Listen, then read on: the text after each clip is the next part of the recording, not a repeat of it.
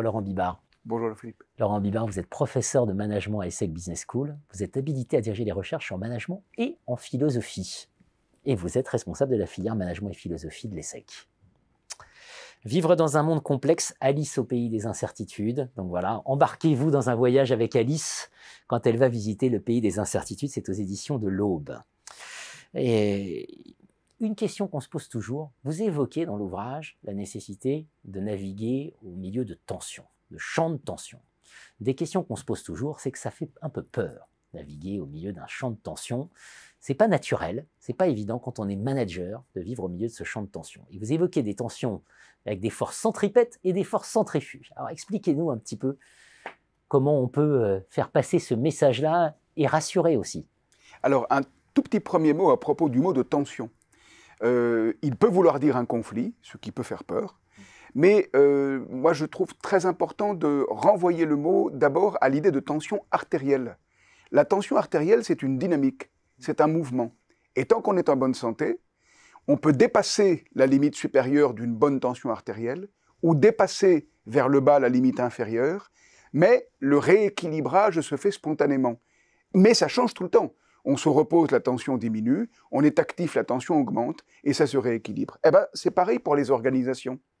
Et en fait, elles ne sont pas traversées par des tensions, elles sont carrément des séries de tensions. Exemple d'une tension contradictoire très simple, individu-collectif.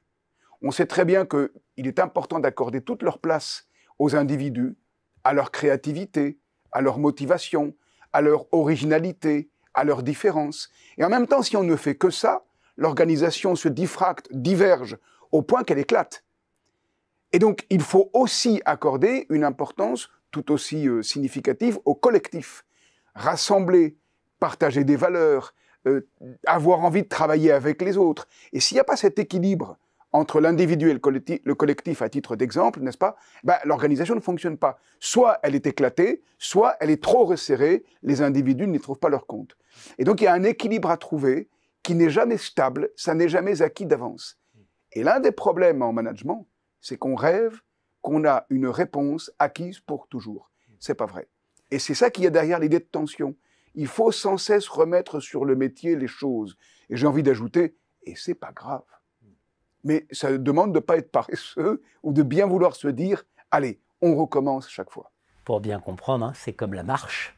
La marche, c'est une succession de déséquilibres, hein, la jambe gauche, la jambe droite, etc. En fait, on a tort de penser à la nécessité d'atteindre un équilibre, qui est souvent l'obsession. Il faut penser l'art du déséquilibre. Ou l'équilibre du mouvement. On est parfaitement d'accord. D'équilibrage ou d'équilibration. L'équilibrage. On est parfaitement d'accord sur la métaphore de la marche, elle est capitale. Il faut bien observer que quand on marche, en termes kinesthésiques, c'est-à-dire de mouvement, on tombe d'abord. Et quand on pose le pied de nouveau sur le sol, on retrouve un sol ferme, stable, qu'on peut renvoyer au sol de nos compétences. Mais quand on s'élance, qu'on change, on va vers quelque chose d'inconnu. Eh bien, ce mouvement permanent, il est celui du rééquilibrage à mener, à mettre à jour sans cesse, en quelque sorte, à remettre à jour entre des tendances à la divergence des organisations et à la convergence, des tendances centrifuges et des tendances centripètes. Et ça se travaille sans cesse. Mais ça n'est pas plus grave que ça. C'est pas plus grave que ça, mais en revanche, c'est quand même un petit saut intellectuel parce qu'on est formé à l'art de la synthèse.